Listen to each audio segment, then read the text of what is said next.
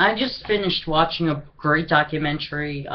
It's going to be on HLN Monday and Monday night, and I think next Friday night at 9. But it's called Glen Campbell, I'll Be Me. And if you're not familiar with who Glen Campbell is, like I said in one of my videos I did today, forget which musician it was, but I said if you don't know who this musician is, you must be living under a rock. Well, same thing with Glen Campbell. If you don't know who Glen Campbell is, you must be living under a rock.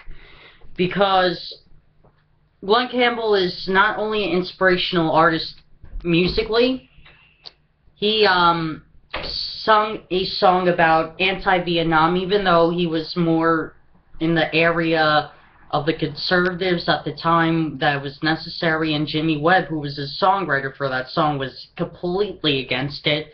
And that just shows how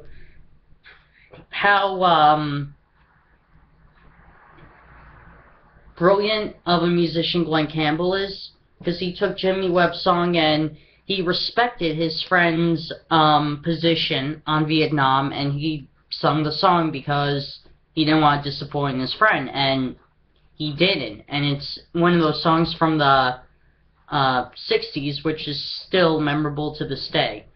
But when Glen Campbell was diagnosed with Alzheimer's in 2011, he just finished making his album, which is his last album, Ghost on the Canvas. And he appeared on Ellen, sang Wichita Lineman, and he did a final tour. But what's so inspirational about Glen Campbell is the fact that he has his sense of humor still. He still, well, not his ability to play music anymore, but he still has the ability to be happy and healthy and just living in the moment with this disease, and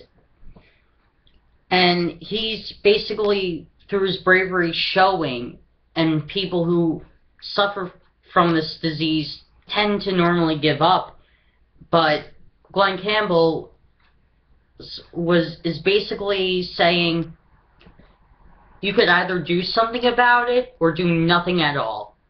And he definitely did something about it. He did as much as he could to maintain the rest of his memory, but you really do not know what someone with Alzheimer's has to go through unless you try to put yourself in that position for a little bit. And what I mean by that is, think of a song that you heard a lot of times but you can never get the lyrics right.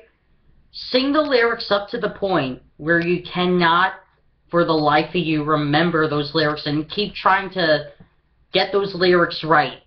And you'll realize what people with Alzheimer's and early onset dementia have to go through every day. You'll get frustrated. You can't remember that particular lyric. That's exactly what people with Alzheimer's and dementia do every day. They get frustrated because they can't remember for the life of them who they are, who they live with, where they are, and it's a very sad and scary disease. And I know this also from experience because my great-grandmother had Alzheimer's. And so, yeah. And it's a very powerful documentary, and it just raises awareness of Alzheimer's in general, and because of what Glen Campbell's going through, because of what the patients in America with Alzheimer's are going through. In 2012, Ashley Campbell, who was Glen Campbell's, I think, oldest or youngest daughter, whatever, but she spoke to Congress, or congressional hearing of Congress, which is separate from the House of Representatives in general, and they, as of June 26th of this year, said that they're going to raise the financial aid to help find a cure or push studies to finding a cure or to the prevention of Alzheimer's disease by $350 million, and that is phenomenal. And I want to thank Glen and his family for raising awareness of this terrible disease. I want to thank Seth Rogen, who also spoke about it on his mother-in-law's behalf, who suffers from Alzheimer's as well. And I want to thank everybody, famous and or not, who has spoken up at their state houses or in Washington about Alzheimer's disease and why studies finding a cure to it needs to be raised. I want to thank everybody who has done that for doing exactly that, because the more voices that are heard, the more accomplishment we'll see.